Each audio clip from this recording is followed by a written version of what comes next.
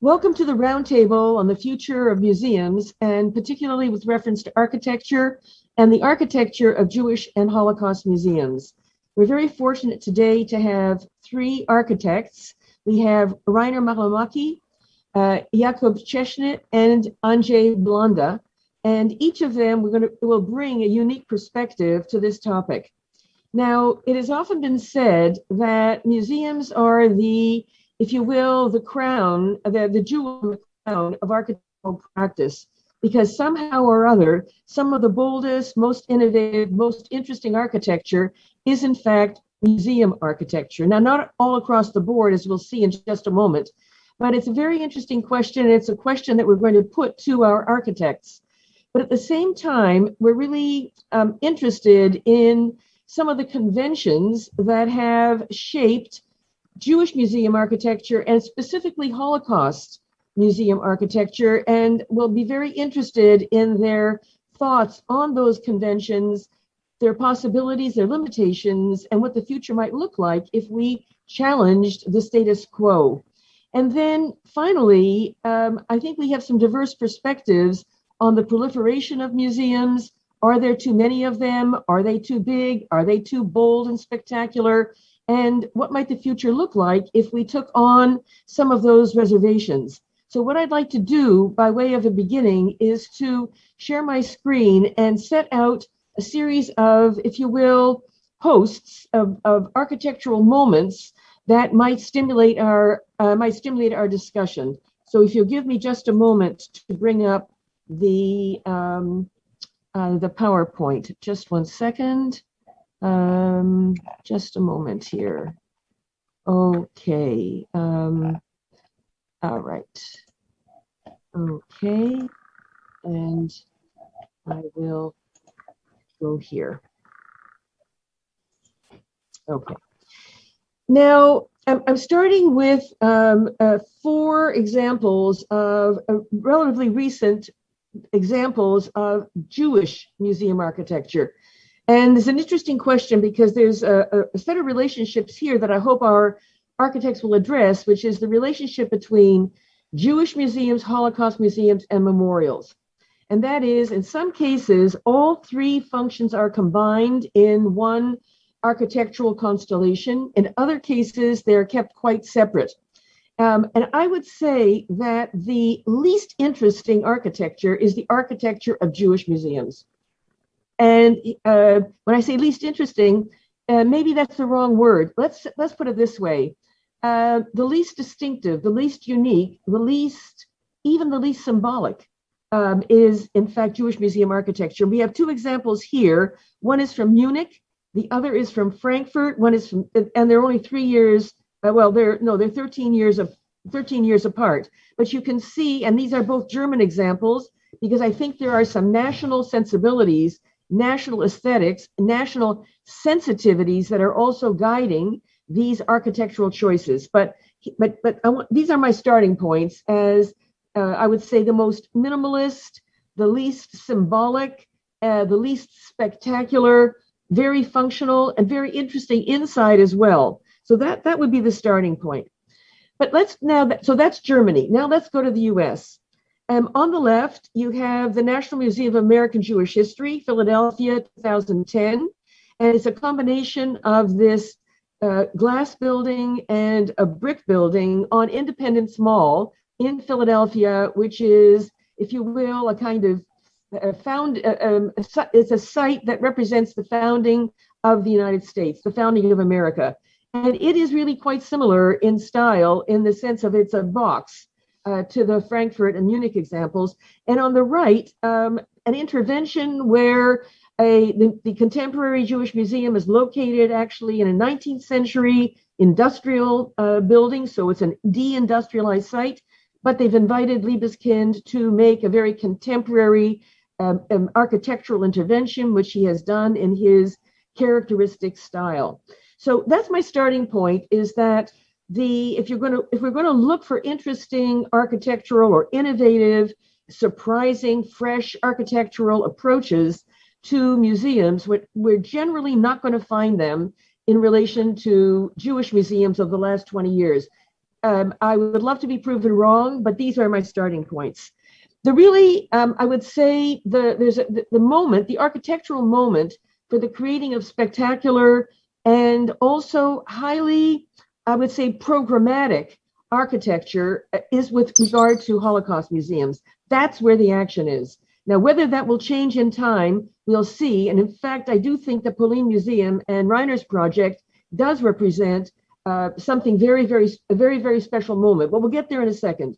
So we've got the 1993, the Holocaust Museum in Washington, D.C., and we can see that this is, if you will, perpetrator inspired. That rather than drawing from Jewish symbolism, which is what basically what Libeskind does, it is really drawing from the architecture of the sort of neoclassicism of fascism. It's drawing from the architecture of industrial killing. And it does so not in a literal way, but it does so using architectural materials, architectural language.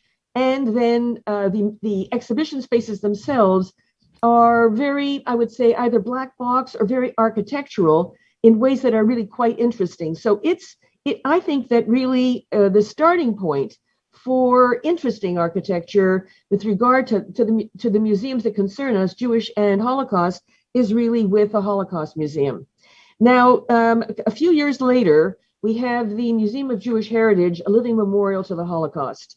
And this is an instance where it's really a Holocaust museum, but it kind of embeds it within a museum that purports to be a museum of Jewish heritage, and it combines it with many sort of, I would say, memorial elements. And it's based on the idea of 6 million, the six-pointed star, the six sides, so which is a very conventional, if you will, metaphor. And I understand that these architects and these projects seem to require a very clear metaphor. And in this instance, of course, Jewish and Holocaust, both. But it's also programmatic in the sense that the visitor path through the exhibition leads up to the very top with a view out to the Statue of Liberty, Ellis Island, immigration, and the great promise of arriving in America. So it's redemptive.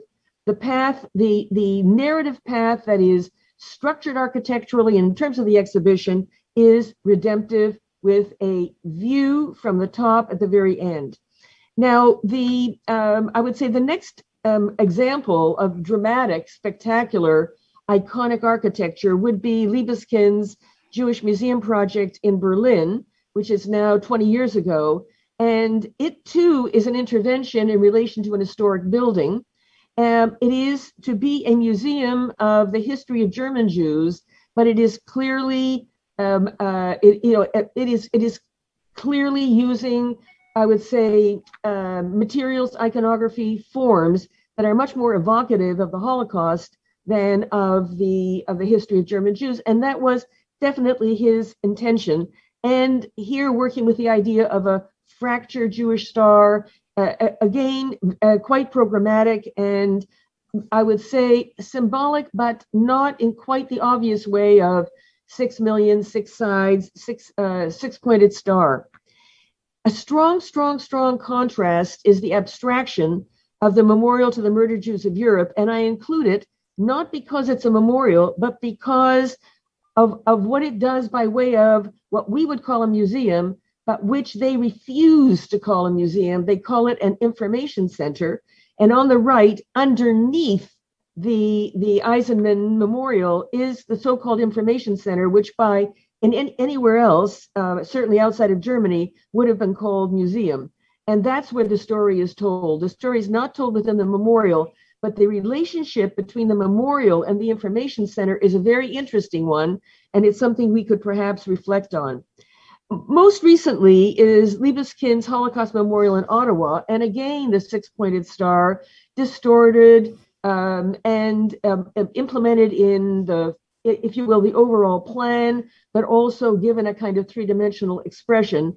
But again, very spectacular. Although the way in which these architectural projects are set with freeways all around. I mean, that's another story, particularly when they are not site specific and they're set in some kind of an urban moment. Now, I want to go from those really big and spectacular projects to my personal favorites, which are tiny. It's very, very, very small, really tiny projects.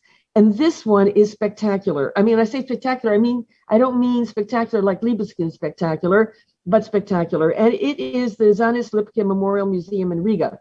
And I don't know how many of you have seen it, but on the left is this very modest entrance. You have no idea what you're entering. You're actually entering a wooden shed.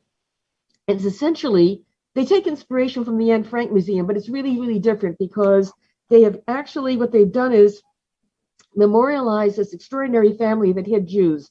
So it's really, these are righteous Latvians that hid Jews, and they hid them in in a wooden barn, well, a wooden shed, actually, not a barn, but a wooden shed. And so the architects and designers have taken actually inspiration from that wooden shed, and they have created this very small, really tiny little museum. You can see a cross section on the left, and you can see the main gallery, which would be at the very, very top on the right. And it's exquisite in its focus and in its, I would say, the delicacy, sensitivity, and scale, and that the physical scale matches the scale of the story. And it's one of my absolute favorites. So then 2005, again, another Holocaust museum, this time Yad Vashem, big, huge difference between the old Yad Vashem and the new, but it's really, really programmatic. And here's a case where you can see on the left the way in which the museum is set so that when you exit it at the top, as you can see, you're overlooking the Judean hills and the city of Jerusalem. And it's similar in that way to the Museum of Jewish Heritage, where you exit and are looking at the Statue of Liberty and the Ellis Island. In other words, this is, if you will, in a way, narrative architecture, which structures the visitor's path.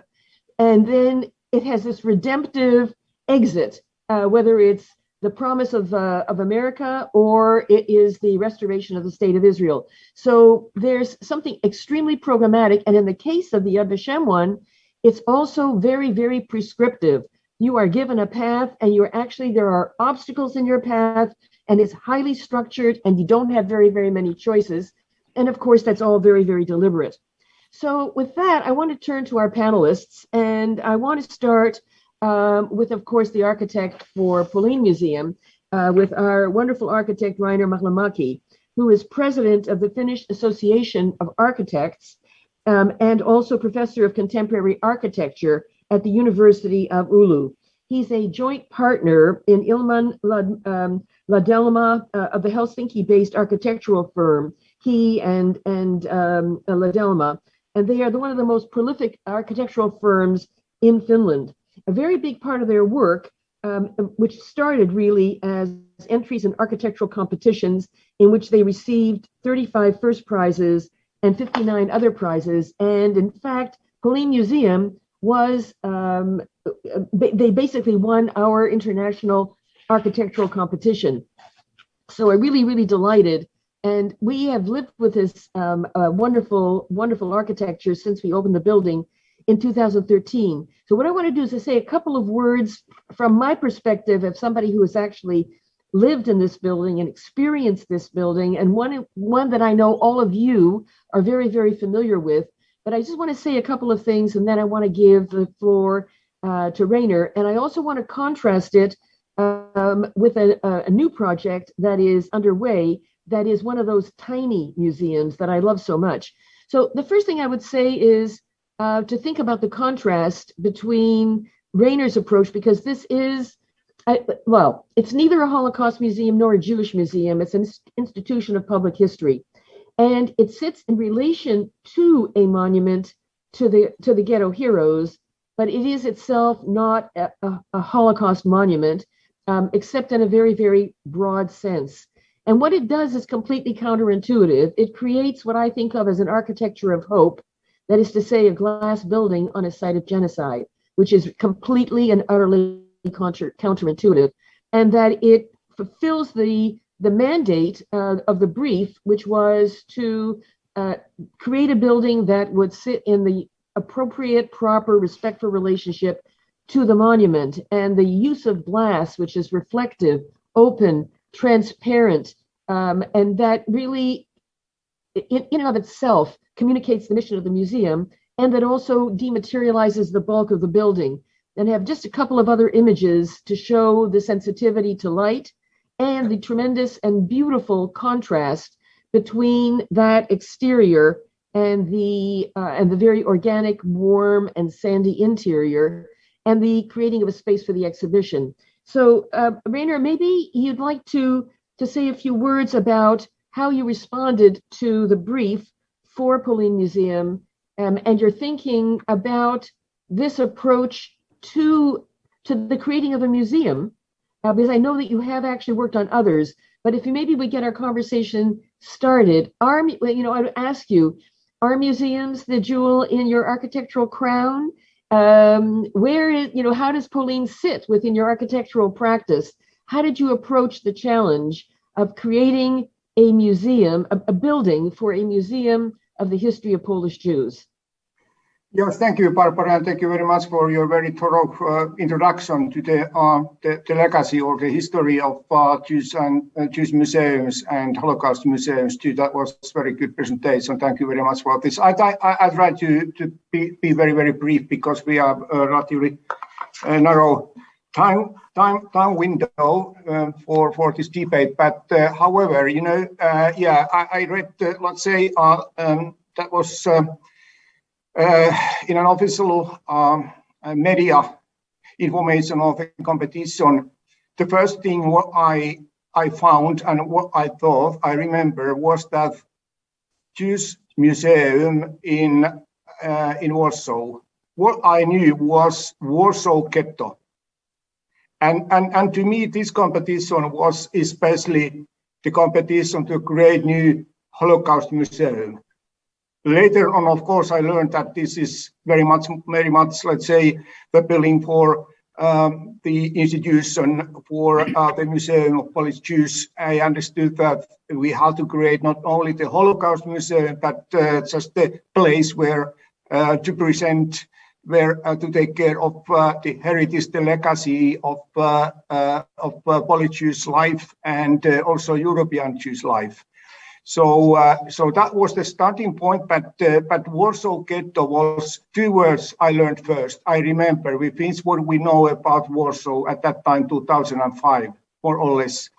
And this was actually, if I try to be very, very, very brief now, this was actually fifth or sixth museum or exhibition building we started to design, because before this, of course, we applied the competition, and the application contained some museums built and exhibition buildings built here in Finland. And that's why we were accepted by among the shortlisted architects too. But to me, the Polin is both, and it's the Holocaust Museum, it's the Jewish Museum, and it is the memorial. During the competition phase, I made these conclusions, and these three elements explain the architectural approach of this building. Maybe we don't have now time, we can come to this issue a bit later on, but very briefly. Okay, because what I would say is that I like to think that the building, that is the museum, completes the memorial complex. And that the relationship between the memorial and the building is really very effective and very different from the way in which memorial elements are incorporated, for example, into the Holocaust Museum in Washington, and quite different from the way that, basically quite different. But maybe you would say something else, because one of the things that you did for us, which I think was really critically important, is you gave us a space for the core exhibition, which I'll come to in a moment, so that you had the freedom to create this extraordinary, dramatic interior. In other words, it's a minimalist, beautiful, shimmering glass box with this extremely organic and sandy and inspired by the Judean Hills canyon interior, we did not have to adapt the exhibition to your interior, and you did not have to adapt your architectural vision to our exhibition. And I wondered if you wanted to say something about that. Yes, actually, a concept of the exhibition was created before the competition was organized. We had a scheme of the exhibition, and one requirement in the competition was to adapt the architecture of this new upcoming building being in a harmony with the exhibition. Of course, based on my earlier experience, I knew that the temporary or the museum of our time normally requires very silent and a kind of black box type space, and that was quite clear to me. I thought that the exhibition has to have its own rights to grow in this building. I am not the person who is leading the project of the design of the exhibition, but just providing interesting wide entrance before you enter the exhibitions. So in a way, the exhibitions were separated from the game of the architecture, but also linked with the exhibitions, both and. I wish to prepare to the visitors the space where you can find your silence before you enter into the exhibitions, and to bring some common atmosphere to all the people who are visiting the building. And this is also the part of the metaphor I have told several times, so kind of very common metaphor to all the people who are coming from east or west or from wherever. So that was, in that sense, important to understand that the exhibition, they need to have the right to grow themselves, and architecture is living a bit more independently. Yes, and you know what I like very much is that it's a very open architecture. It's not prescriptive. It's not redemptive. It isn't so programmatic. It doesn't work with conventional symbols. There's no Jewish star. There's no chai. A lot of those conventions aren't there. That it's working in a way that's it's working differently. So I just wanted to show these images because on the left, if you will, is what you would see if you were in the gallery. This is the 18th century, the second half of the Commonwealth period. And when we developed the exhibition in its more advanced stages, we realized that we wanted to bring the timber frame roof of this beautiful painted ceiling from the wooden synagogue in Gvozden. I remember this very well. Do you remember? And you actually cut an opening in the ceiling of the gallery that was not originally planned, so that we could bring the timber frame roof up into the main hall, the main floor, part of the main hall, and offer visitors an opportunity to see down into the actual construction.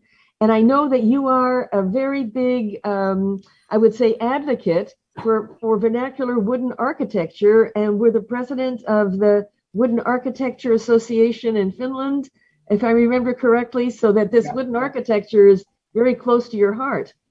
Yeah, sure. Yes, sure. And that was a very, very crucial, very essential link between the architectural impact and atmosphere of the lobby area and the exhibition itself. If to briefly summarize, in Pålyn, the history is a foundation. It is on the bottom. Above that, there is the future. That was the strategy how to create the architecture of this building. I don't like to speak about basement. About basement. It's nothing to do with the basement. No, not basement. Yeah, it's the first layer of the history. Yes, and I say also, it's not, we didn't bury this history. We didn't put it, quote, underground. The way I talk about it is that you gave us the footprint of the building. That's my way of talking about it, but I think you're quite right. It's the foundation. And I think that this solution of bringing the wooden architecture, because there was an issue of creating connections between the exhibition level and the rest of the museum, so as not to seal the, in essence, to seal the exhibition inside inside that lower level. So Reiner, what I want to do now is I want to go to your newest, at least from my perspective in the world of Jewish museums, to your newest project, the Lost Shtetl Museum in Šeduva in Lithuania. And I just want to say a word of introduction and then have you talk about it. I am, as I indicated already, a very big fan of very, very small museums. I feel that sometimes that small scale creates a kind of focus so that on a very small scale, one can create a real jewel. And so I really, I'm very supportive of these small museum projects. And in the case of Šeduva, today it's a community of about 3,000 people, about 2.5 hours drive from Vilnius. And before the war, the town was at least half, if not more than half, Jewish. And of course, very, very few, if any, people actually survived. But among those descendants of those survivors are individuals who cared passionately about this little town and who decided, number one, to actually try to reconstruct the cemetery. So that's the first thing they did. You can see it on the left, and that is that they gathered together whatever tombstones they could find, but they were not able to match them to graves. So the tombstones are, in a sense, placed randomly. We don't know to which graves they actually belong. But at the same time, across the road from the cemetery, they decided they wanted to create a museum that was dedicated to the history of the Jews of Šeduva. And they explored many, many projects. But Reiner, yours is absolutely exquisite. And I have, just to indicate what we can work with visually, I have this rendering, and then I have renderings of the inside. So I'm going to go back to here, but I just wanted you to see what images I put together and have you talk a little bit about what was the brief and how did you approach the solution? Yes, so first we have to understand that we all can't understand fully the word shtetl, but shtetl is the village or small town with huge maturity, and you don't, yes, and that explains the whole concept more or less. I mean, the shtetl Šeduva was destroyed during one night. The people and the history, legacy, everything. The whole city, whole town, whole village was destroyed. And now we are creating the new one. The scale of these houses, actually there are a number of small scale galleries. The scale is no bigger than one family house. One gallery's, let's say, floor area is approximately 100-150 square meters. It's a group of small buildings, and it describes, in a way, abstract way, the lost village or the lost shtetl. It's rebuilt. It's the new one. They built the city, the village or the town is now here next to the cemetery area. That was the starting point. So in that sense, this is the metaphor of this project too, shtetl. So allegory of the destroyed village. The village, of course, is existing there, but spiritually destroyed also during the war. And this was the starting point. And now here, the starting point has been also very practical one. So how to adapt the new museum, new public building, being in a harmony with the surrounding areas. And my medicine in that sense has been the scale, small scale of the building, some similarities with the building masses built throughout the history on the area, saddle roof, eaves, etc., but without standard remarks of a house or buildings. We don't have clear eaves. We have the same material as a roof cover in walls everywhere, a special treated aluminium or shingle, aluminium shingle here. And this is a kind of abstraction of the Lostetl. That was the starting point. Yeah, and I think and also, the interior, then there are two images. If I think how to organize the previous one, please, Barbara, the previous slide, please. If you think now in this case, how to organize the exhibition, which are and which kind of relationships the architecture or the architectural intention and the exhibitions have. We can consider them in these very old and early sketches of the interior. So empty space and then the built environment, built interior. So lower part for the exhibitions and the upper part of the gallery for light and for emptiness. That was the strategy here. Yeah, also what I think is very interesting is that there's a path here, which is not redemptive, but the path is rather commemorative. And that is as you move through the story, which takes you also through the Holocaust period, and you actually come up into the building, and then the final view that you have is out to the cemetery.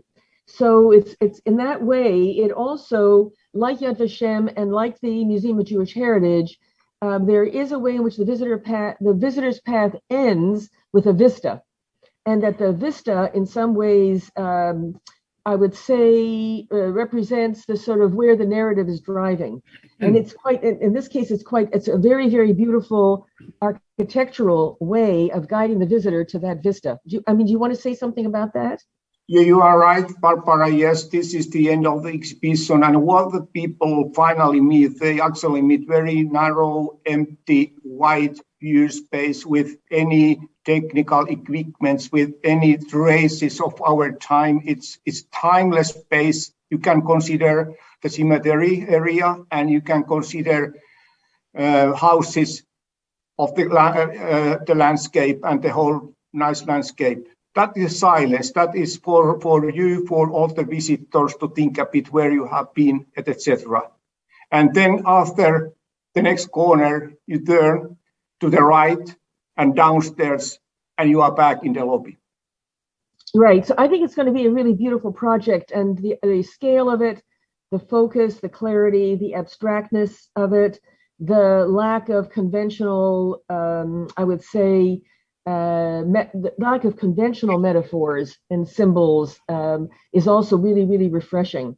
So, Reino, what I'd like to do now is I want to introduce Andrzej Bulanda, because he has a very special relationship with Polin Museum. And I'll say more about that in just a sec.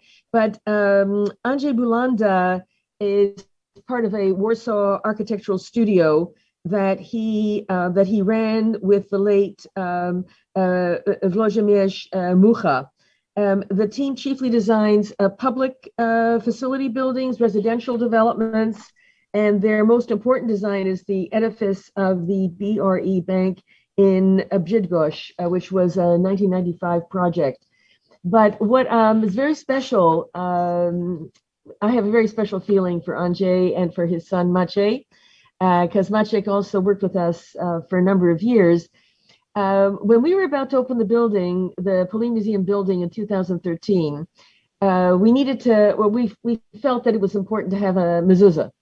And this is not a conventional building, not a conventional entrance, but it was very important to us. And so the museum organized a competition, and I was on the jury. So actually I have the inside story. And we had, I think, 99, close to 100 submissions. And I mean, some of them were really, really interesting. Some of them were dead on arrival. But There was only one for which this jury was 100% unanimous. And that was the proposal from Andrzej and his son Maciek. And it was a wonderful, wonderful proposal. So I actually have, I took an image from the original submission to the competition on the left and an image on the right. And I thought, and I'm just going to show you what the final result looked like. And that this is the mezuzah. So I thought, Andrzej, a very nice way to begin here as a way of introducing you is, and also connecting with Polin Museum and with Reiner's architectures, if you would say something about how you arrived at this submission. Thank you, Barbara, for this welcome speech. I would like to add that we also were somehow connected with the Polin Museum because together with Kuba, we did one of the final entries to the competition. So on that, so this is our relation. Okay, the idea is very simple, and I would like somehow to elaborate on the previous question. Sure. There is a big difference between Polin Museum and the Shedeva Museum and the other museums. The first two deal with the real history. They deal with the places where everything happened. And this makes completely different perspective.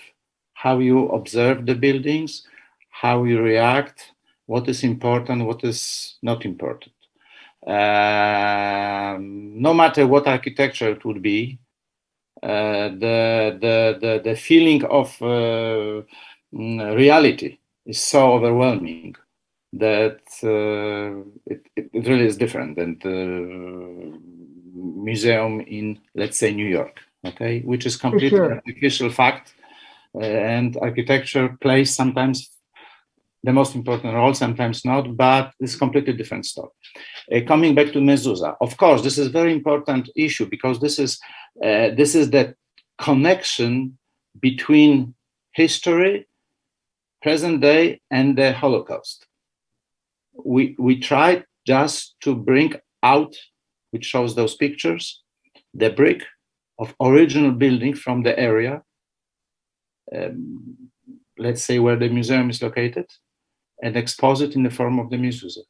This is the end of the concept, and we thought it would be the simplest, the strongest, and we did it over a family dinner, in fact, with Maciek. Listen, that's quite a family. That's all I can say, because what's really wonderful about this is that this brick that was, well, it was excavated in the Kleczynski Park, from the determination of a corner. And then we had to have the rabbi there to be sure that we weren't disturbing human remains. And then to excavate down and to take a brick from a pre-war tenement, that is to say from a tenement that would have then been a brick that represented before the war, during the war, after the war. And that was a kind of material, if you will, a material trace, a material witness, a material testament to this history. And I think it was just such an inspired idea. And I mean, there's more to it having to do with the diary of the Warsaw Ghetto diary of Hillel Zeidman, but which I know that for Maciek was an inspiration. But in any event, that struck me. It's I want to thank you and Maciek again for that really, really wonderful mezuzah. But what I want the left picture, if you come back, please, the left picture is the exact site of the museum just after the war, how it looked like. So this is very important. Exactly. So then, Andrzej, I wanted to, you had mentioned when we were preparing for today, you had mentioned Nizio's project of Ulma. And I thought it was an interesting one to introduce because, well, it's not a Jewish museum, and it's also, I would say it's a Holocaust museum in quotation marks. It relates to the Jewish problem, but from the other side. Exactly.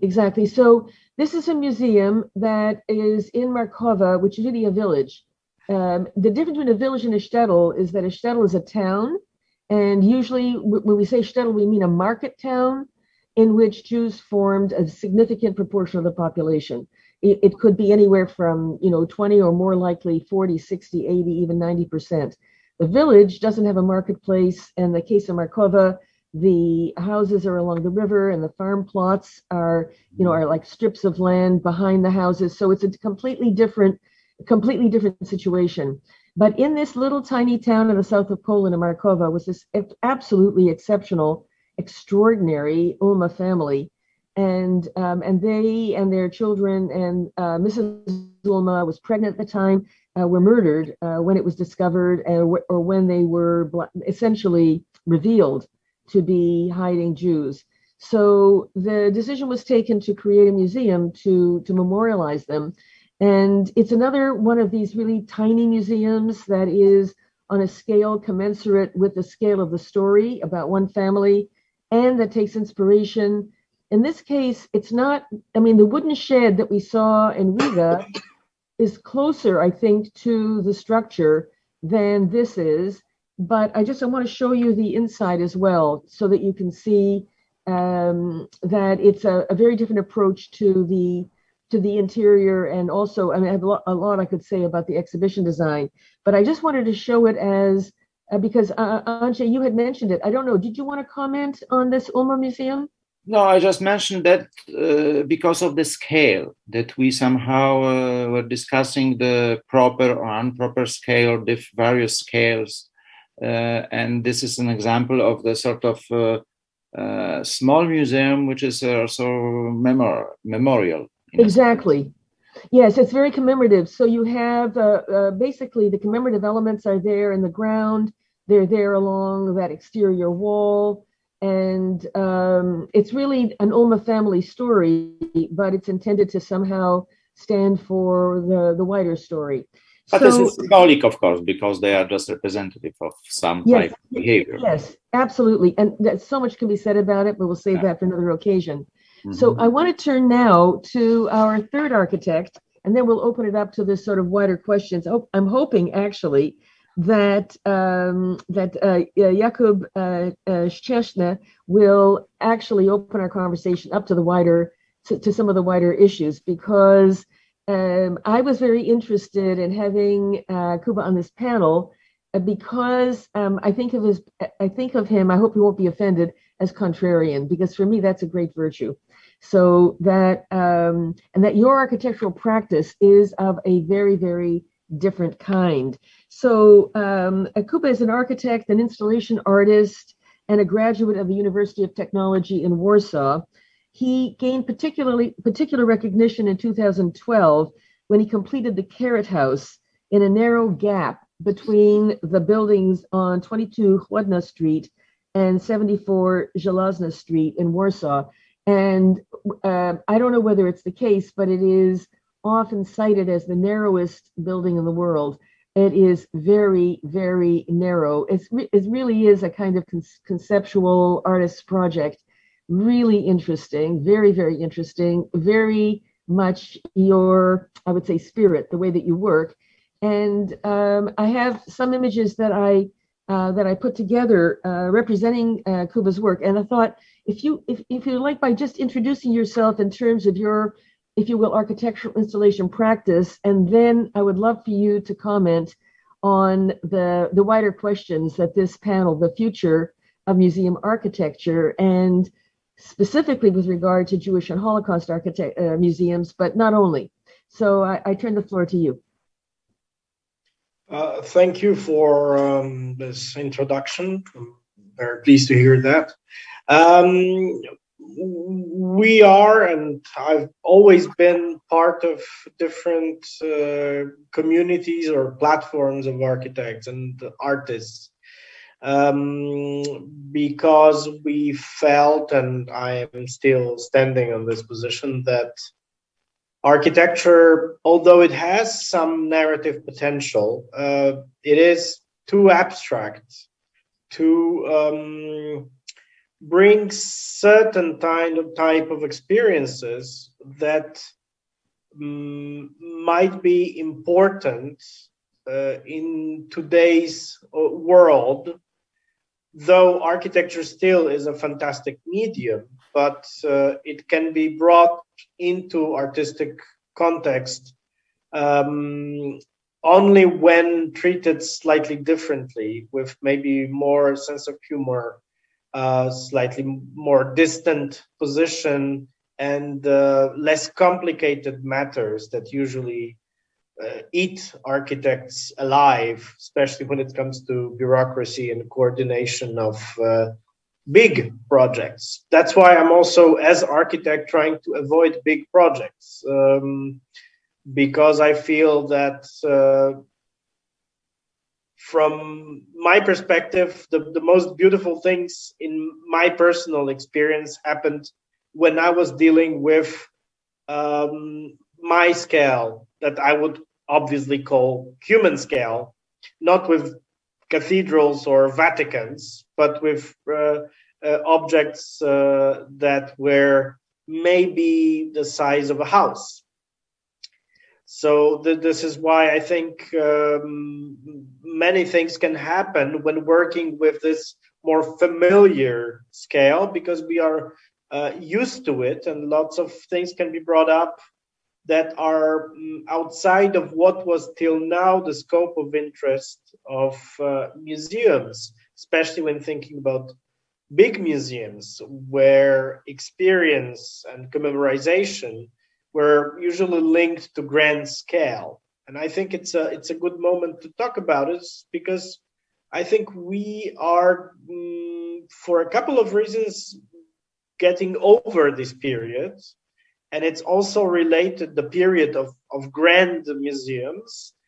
It's also due to maybe a symbolical moment, at least when it comes to architectural sector, which was the death of Zaha Hadid.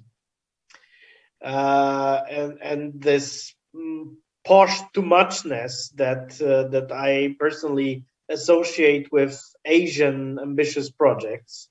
So I think from now on, we have to reconsider our positions, and also how far can we dare as architects to go into interdisciplinary.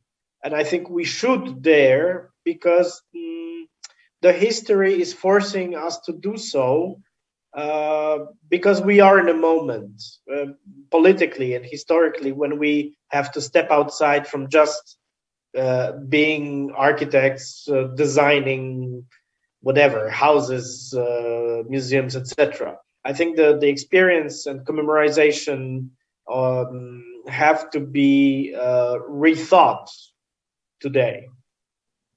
So, Kuba, I've been reading some of your work, and there are a couple of ideas there that I thought were provocative. One is, I think at some point you said there are altogether too many museums. There's a museum boom. There are too many of them, number one. And number two, they're too big, too spectacular. So do you want to reflect on those two statements? I mean, you've already said something about too big, too spectacular, but are there too many museums?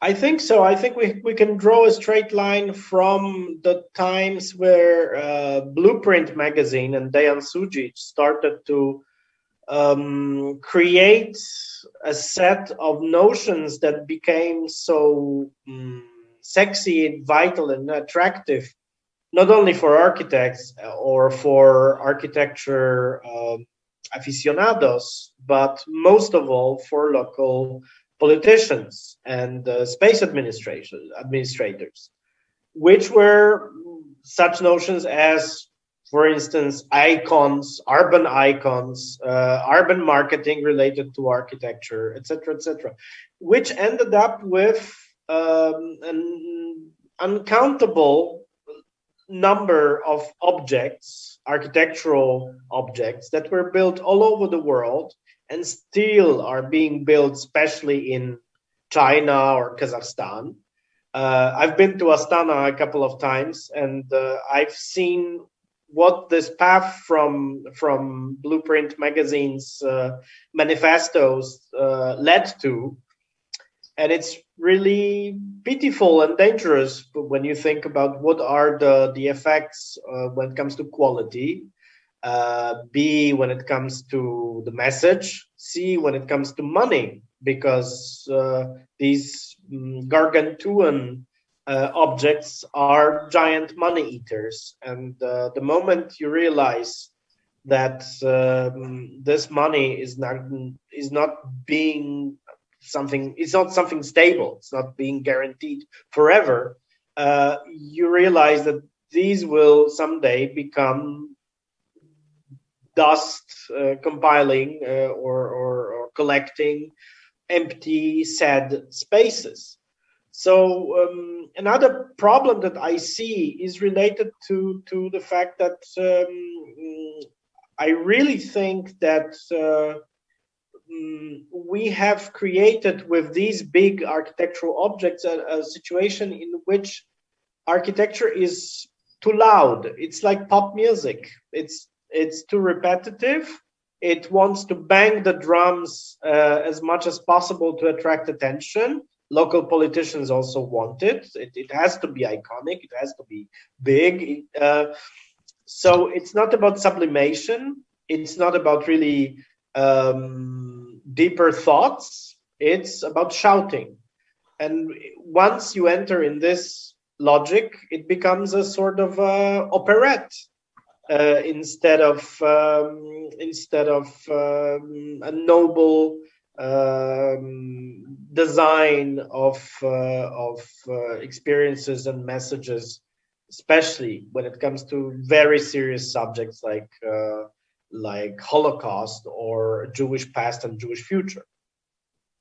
You know, I mean, there are two thoughts I have as you were speaking. One is what's known as the Bilbao effect, where you have a town that is deindustrialized, the economy has died, and that somehow or other the injection of a very spectacular architectural and museum project is intended to revitalize the economy.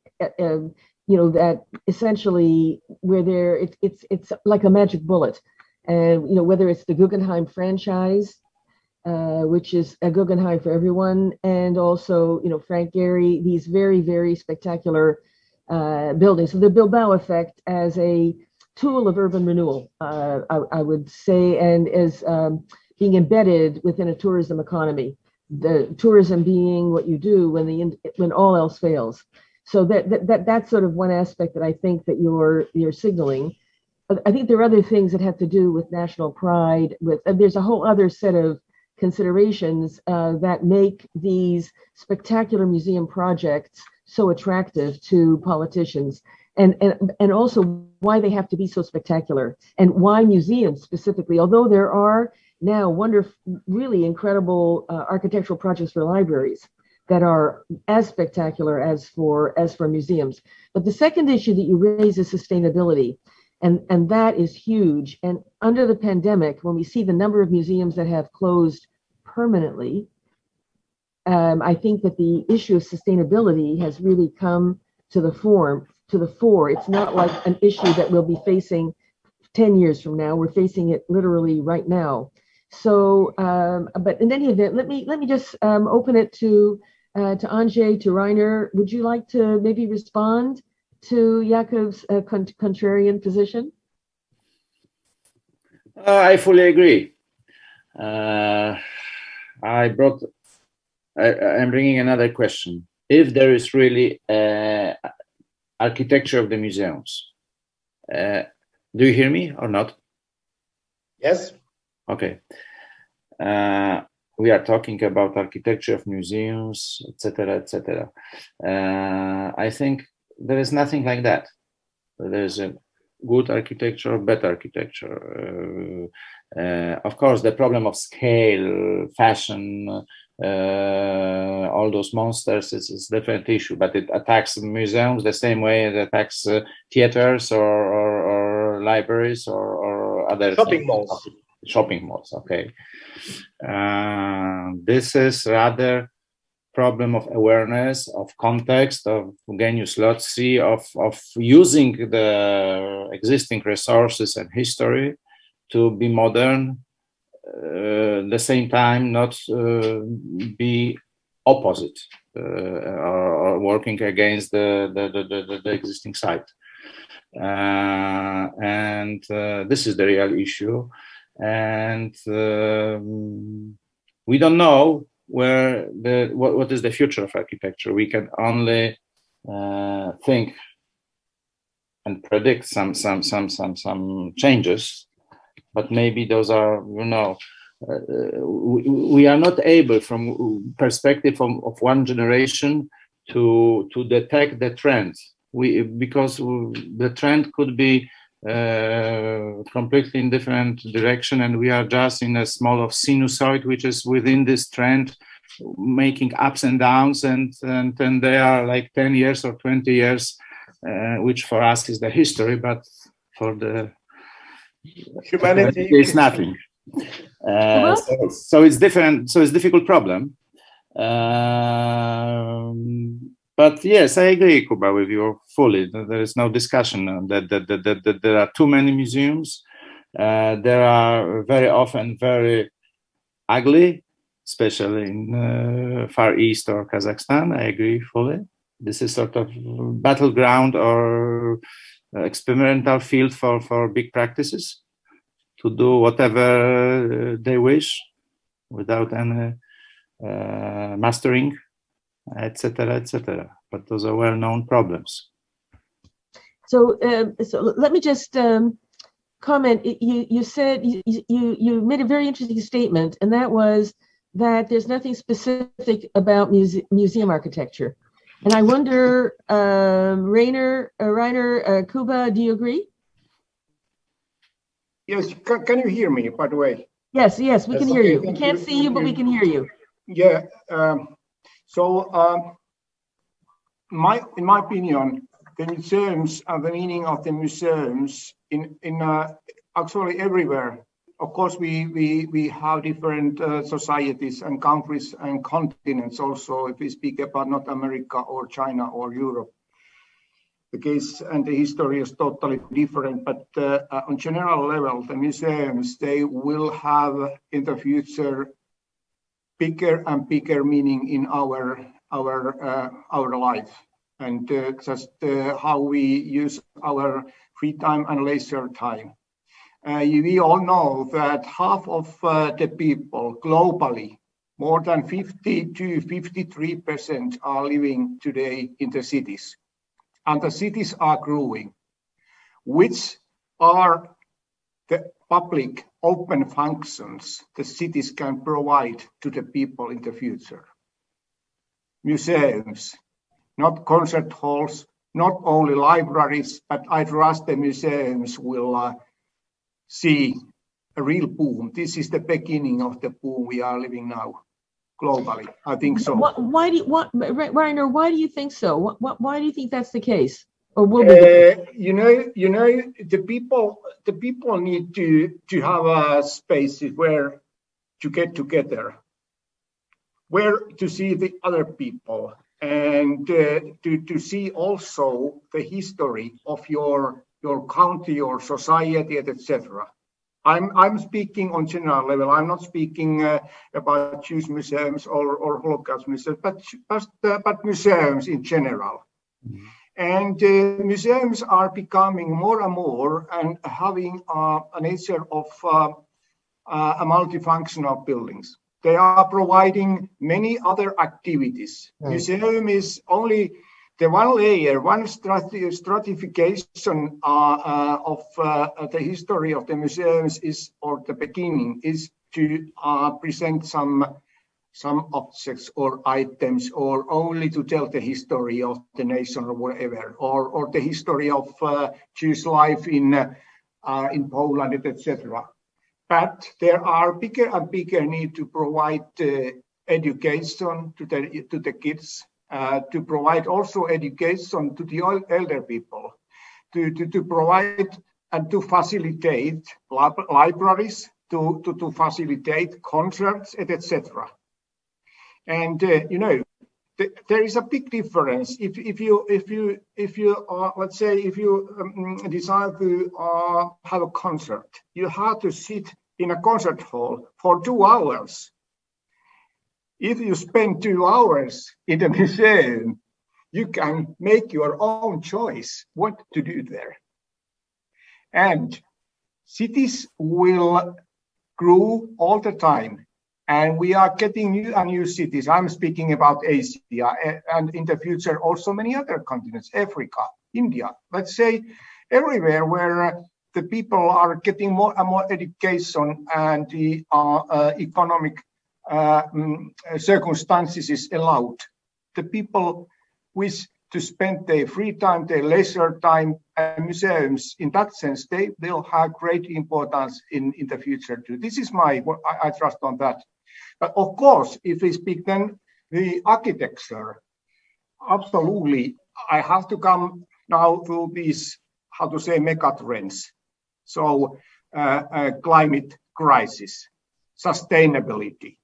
Of course, the next generations of architects, that these areas, they have to find some real solutions for those massive problems.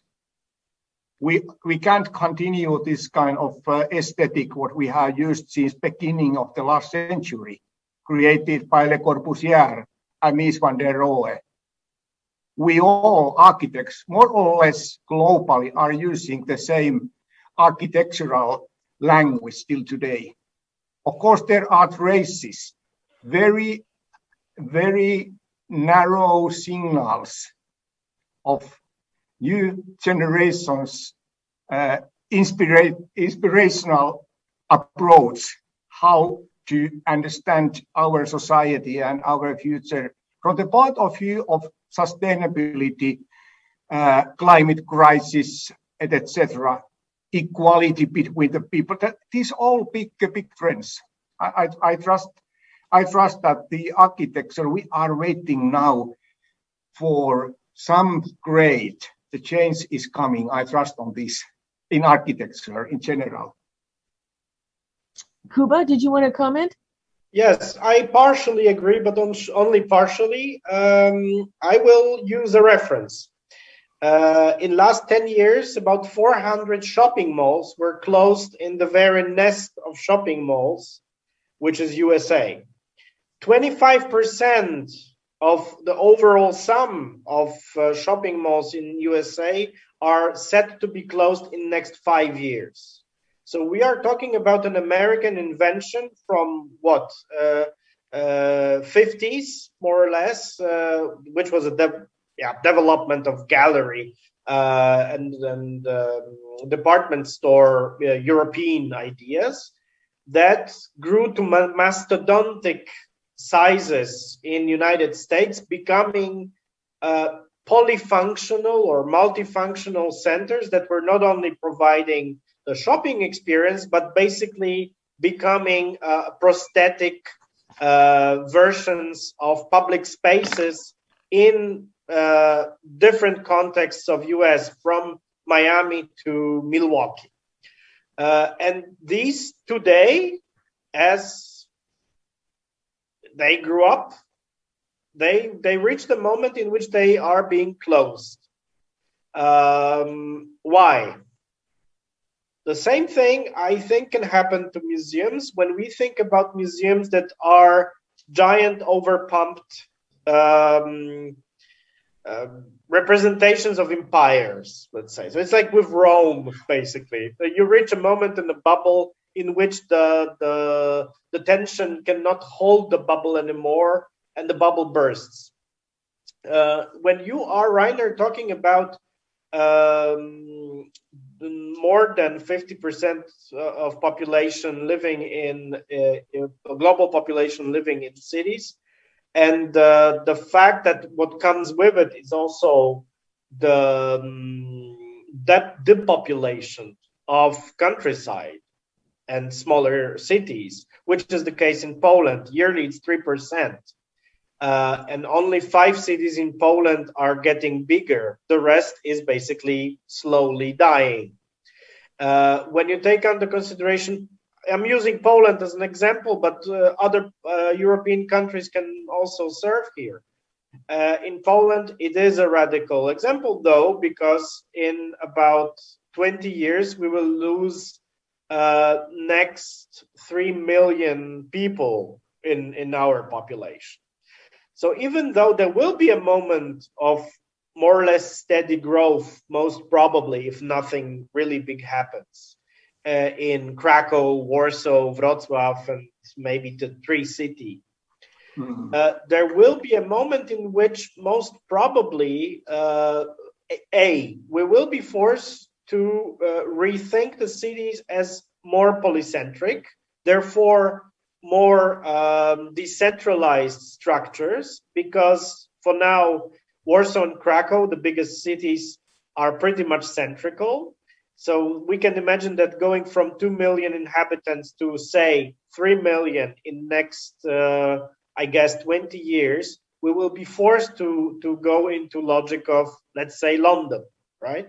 Even though it's not really historically bound to what London was, with a couple of villages that started London. Warsaw was pretty much one thing.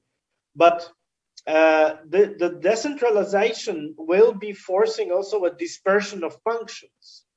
So we will be in need of different centers with different amenities, including cultural amenities. And my gut feeling, quite opposed to yours, is that we will rather see new formats of multifunctional spaces, that we will hybridize outdoor and indoor public spaces, putting different mishmashing of functions together. We can, for now, see in Poland a big boom of outdoor public spaces, and big investments are done into parks and landscaping, urban landscaping in most cases. So the set of competitions in my office, we are now facing a number of competitions related to parks, because parks are for now visibly a space of interest. The question is why, of local politicians, but also of groups of inhabitants. I don't know if it's related to COVID and people feeling safer being outdoors. It's a temporary thing. It's not something that will influence us forever. But my feeling is that the thinking that we can see in I.M. Pei's Louvre mall, basically, it's a giant shopping mall, right? I think it's a tendency that will not be happening anymore. Something else will come. And this thing will be more, I think, going in direction of smaller dispersed institutions related to outdoor spaces. And the image that I've sent to Barbara that was showing a very small museum in Tel Aviv, the White City Center or Liebling House by Bialik Square and Bialik Street, in the very heart of the Bauhausian modernist part of Tel Aviv, is for me something representative for this tendency, which means that we have an institution that is well embedded locally, that has interesting ambitions, an interesting agenda related both to moving local inhabitants and getting close to them and working with them almost every day. So it's not a distant, nobilitating institution. It's a next door institution. It's a neighbor. And on the other hand, they are talking, when it comes to their curatorial and history related agenda, about things that are highly problematic. So it's not something that they are showing just as commemorative effort. They are bringing up subjects and making exhibitions about problematic subjects. Like for instance, the radioactive tryouts done by Israeli scientists in the 50s on Sabra children. Which was a public taboo in Israel for generations. for some reason, there is a number of taboos that, I mean, in every society you can find it. And these guys, they bring it up and put it on the table, but they are not doing it from a position of distant institution. They are doing it as a next door place. So my feeling is that we will rather go into something that will not be about a box with many things inside, but about dispersion of smaller functions linked by public spaces that will hopefully also revitalize the city in more networked way, going away from the American model of the box, whatever is in the box. Is it a museum or a shopping mall? And you drive by car, leave the car on the parking lot and go to different functions inside of the box. So this is my feeling. Well, thank you very, very much. I want to go to the questions, but just to say that what I take away is the parks are linked not only to the COVID, which hopefully is a passing phenomenon, but also I think to environmental issues, to creating a lung for the city. So there's a sense that the greener the city is, the more climate, the better it is for the climate issues and the environment.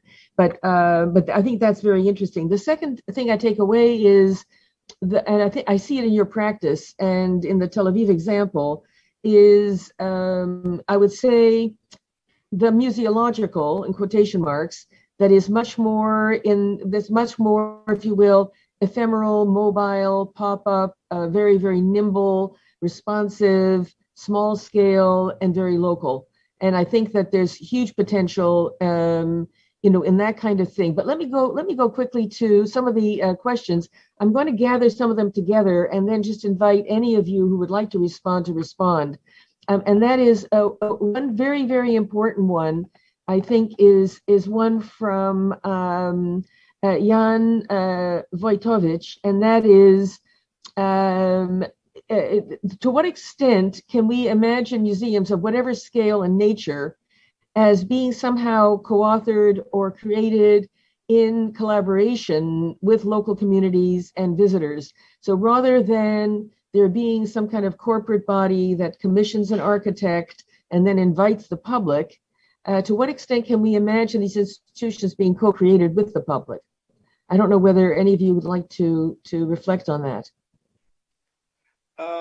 If I can reflect on this very fast, we already have examples like this. Mm-hmm. So Liebling House is an example of this sort of process, where different sectors collaborated, the municipal sector, the local inhabitants, the NGOs, etc., etc. So basically a synergy of different sectors.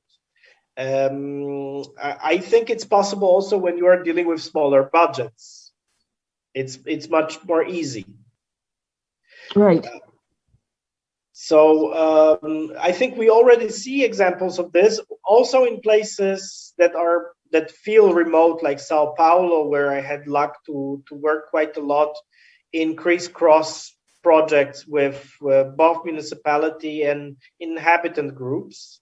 We have an example of the Museum of Personal Memories that I've sent you a reference also to this project, which is an interesting project in which private people are invited by an institution to create the very meritum of the museum, which is basically to record the personal stories related to vital moments of the country and of the city, related to immigration, related to crisis, to dictatorship, etc., etc. So I think we are facing a number of new formats of inviting the different players into the formula of what we would call the museum. I would step back slightly and ask, why do we build museums? What for? Okay, Andre, I ask you. Yeah. Why not? I think we people will need public buildings. We need public buildings. It's a part of our history. It will be the part of our future.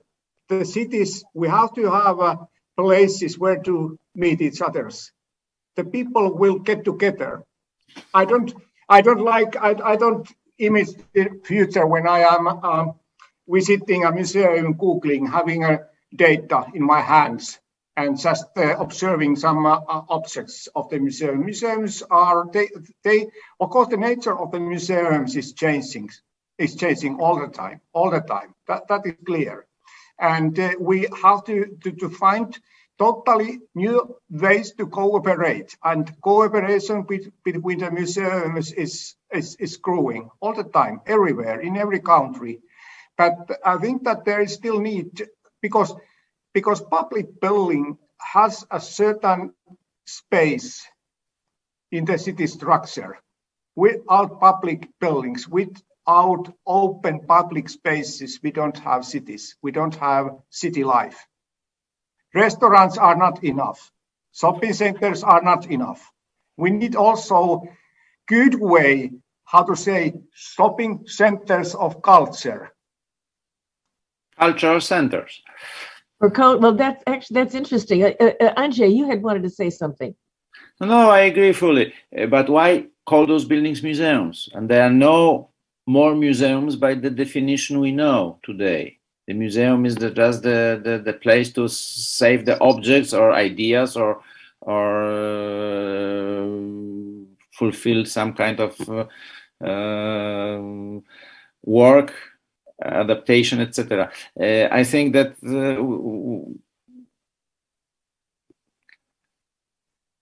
first of all, I still agree that there's no architecture of museums. This is my point. Hang on a second. That's a very interesting point. Kuba, would you agree that there's no that museums as institutions have not generated what you would consider to be something called museum architecture? Rainer, has there not evolved over, because look at the history of museum architecture, going from this sort of neoclassical kind of, cathedrals of culture to these very, very, I would say, landmark, iconic, experimental kind of buildings. I mean, is there nothing specific to the architecture of museums? I mean, Rainer, Kuba, what do you think? No, in general, for me, the receipt of the well-working museum is very, very simple. I may be old-fashioned, but there are actually three things. One is absolutely top quality architecture. I'm not speaking about stunning architecture or amazing architecture, good quality of architecture. It has to be attractive. It has to be well working from the point of view of functionality. Okay. And then the content of the museum has to be interesting and presented interesting way. And the third thing is that there is a competent staff, competent team of people, competent organization to manage the museum, to take care of archives, research, etc. Museums, they require scholars, of course, they require specialists, and also good spaces and circumstances for them. So Kuba, what do you think? Because we're going to run. Rainer was talking about the functional structure, not architecture, except for the quality. Right. But, architecture, okay, we can read architecture so many ways. So I think I understand what you mean. It's just because I personally, the time to create some, how to say, amazing or stunning architectural aliens, I think this time is over. This time is over. Our time is requiring different types of architecture. Kuba, so just let me say one thing, and that is we did get off to a late start. So I'm going to take the liberty of letting us go over by another 5 or 6 minutes, because I think there's still a couple of questions I want to get to. But Kuba, what are your thoughts? I agree with Andrzej. I think that there's too many different things that happened. Ironically, I think that most characteristic element of today's museum is that you exit through the gadget shop. Yeah, unfortunately, and in some cases you enter through it also. Yeah, that's true. You know, it's unavoidable. And at the Met, they have it attached to every exhibition, every temporary exhibition. So it's like internal and also external. Let me go to some of the other questions. It's a very interesting question from Javi Dreyfus that will take us in a completely different direction, but it's actually a question very, very close to my heart. And she's asking about the relationship between museums and memorials. And the way that I would say, sort of distill the question is this: to what extent, like this, in the case of Polin Museum, the memorial is the monument to the ghetto heroes. The museum complements the memorial and completes the memorial complex without being a memorial itself, although for many people who come to Polin Museum, it is a Holocaust memorial, because what it does is for them, it is a way of mourning the loss of the world that murdered Jews created. To put it in a very blunt way, that there are kind of two main modes of Holocaust memory. One is to commemorate those who died, and the other is to commemorate the world they created. And that in that regard, you could see, I mean, and also Rainer in his opening remarks referred to Polin Museum as a Holocaust museum. I wouldn't, and I wouldn't refer to it as a Jewish museum either. I would consider it a museum of public history, dealing with the history of Polish Jews in relationship to the monument. And I would also stress Andrzej's point that it's a site-specific museum, and that site-specific museums can leverage the emotional power of the site, and that's very, very important. But Javi's asking this. He says the discussion here often involves concepts of museums and monuments. Should every museum also be or include a monument? Is a monument lacking something in the absence of a museum built next to it, or in the case of the Monument to the Murdered Jews of Europe, built under it? And if those are non-Holocaust topics, that is to say, museums of a broader Jewish history that should also be commemorated, what kind of a monument should be established for such a museum? It's a fabulous question. I don't know if any of you, I mean, it's for me, it's like an absolutely vital question. I don't know if any of you would like to reflect on it. And to what extent is the museum the monument? I didn't get that. To what extent is the museum itself the monument? It can be. Yeah. It can be, it's but a philosophical question. No, well, but it's also about the amount of content, and it's no. But listen, Kuba, listen. Think about the Jewish Museum Berlin. You know the voids inside. And you know, before for 2 years it was empty. The building was complete, and there was no exhibition. It was empty, and there were those who said that it was complete, that it didn't need an exhibition, and that it was better as an empty architectural form, because in many ways that architecture is a monument. I mean, yeah. Yes, so right now we are coming back to Libeskind's Berlin. This is example of the building which is monument by itself. That's much stronger, much better without exhibition.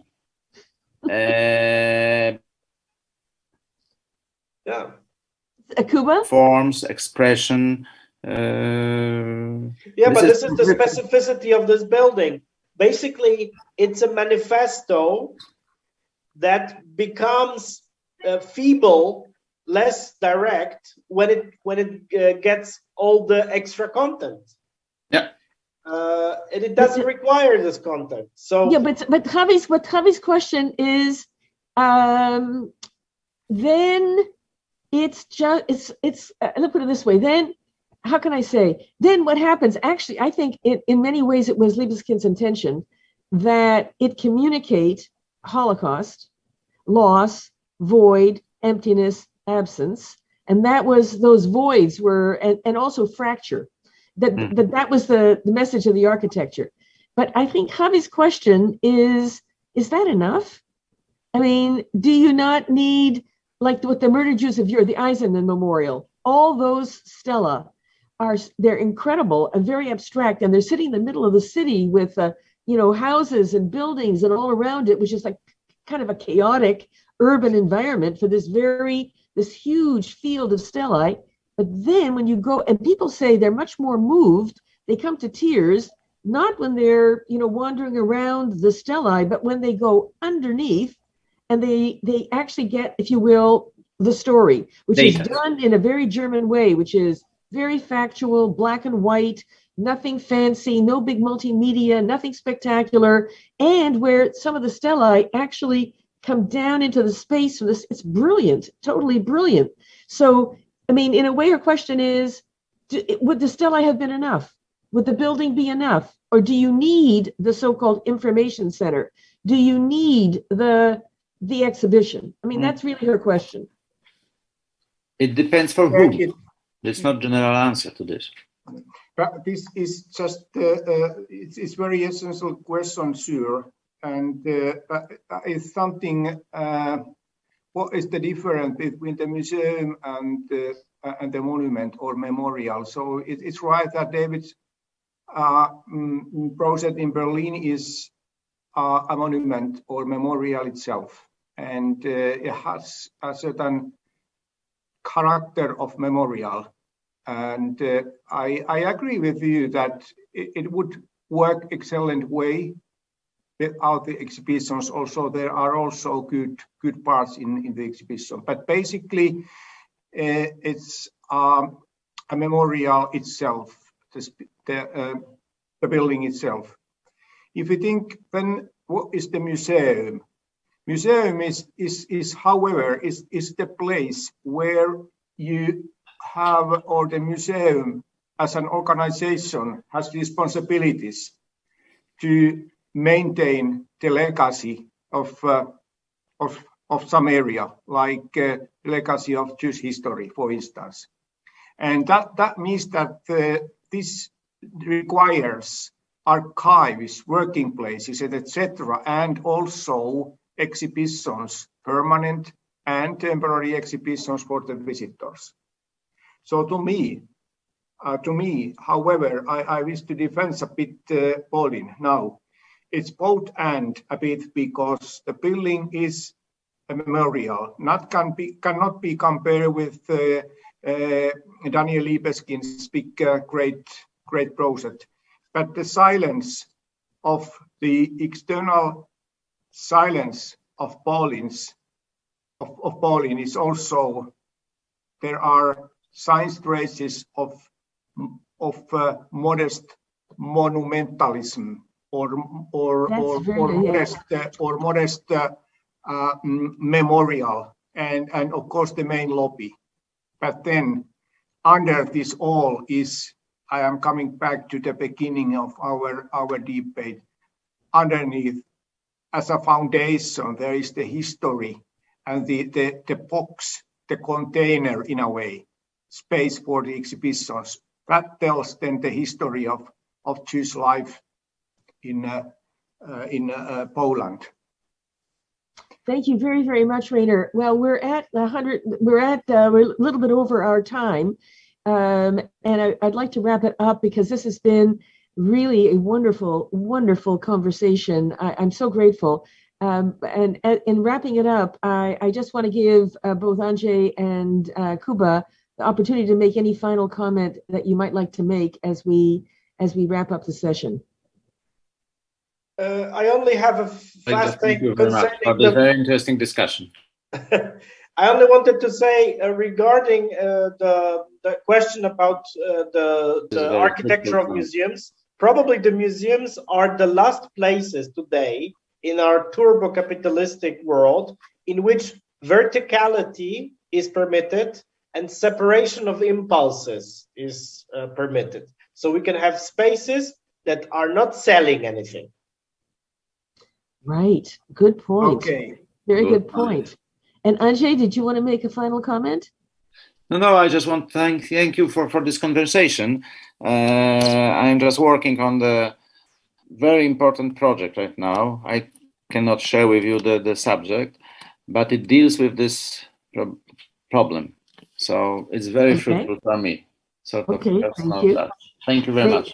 Rainer, do you want to make one last comment? Thank you very much for this conversation. And to Jakub, I would like to say and to correct one thing so that you hopefully, I hope that you didn't misunderstanding my message, but I would like to keep countryside and all the small cities in life. But I don't see contradictions between the life on the countryside and the museums in the bigger cities. Okay. I trust on the museums. Okay, so we have to stay tuned. The future is before us. And I thank our three architects very, very much for a really wonderful roundtable. And I hope that there might be opportunities in the future for us to have another conversation and see where things have developed. There are some other questions in the chat, and I'm hoping that we might be able to save them and circulate them and perhaps discuss them later. So thank you very, very much. And I believe that we have a few minutes before our final wrap-up session, and I really, really appreciate everything that you had to say. Thank you. Thank you very much, Barbara, for your sharing. Thank you, Andre. Thank you, Jakub. Thank you, Rainer. Thank you, Jakub. Nice to see you. Thank you. It was. I wish we could have been in person, but it's the next. And thanks for Timothy Snyder. Fantastic book. Oh, good. Oh, interesting. The Very graphic. Good. Yeah. Oh, listen, anything, it's my archive. I don't know where to put interesting things, so I just post them. So. And this is a much stronger work than any museum, I think, this sort of a book. Although, with all the UNESCO actually, references to, actually, Rainer and Andrzej, Kuba is referring to a very, very interesting treatment of Timothy Snyder's small little booklet, really, called On Tyranny. And this wonderful illustrator has essentially made a graphic novel out of it, so to speak. Use graphic novel approach to the illustrating of this book, and it's very beautiful. But I could imagine it as an exhibition in three-dimensional space. I really, my feeling is that there's an exhibition is not a book on the wall. It's a three-dimensional experience, but I could imagine it actually in an exhibition form. So, and an exhibition is not the same thing as a museum, but that's another whole conversation. It could be an ambulant one, taking into consideration what's happening all over the world. Exactly. It should be definitely mobile, for sure. It should travel, that's for sure. Okay, so I will let you. I know it's in the evening there. It's in the afternoon here, and I'm going to get ready for our final wrap up. But this was a great conversation. So thank you very much. Thank you. Thank you.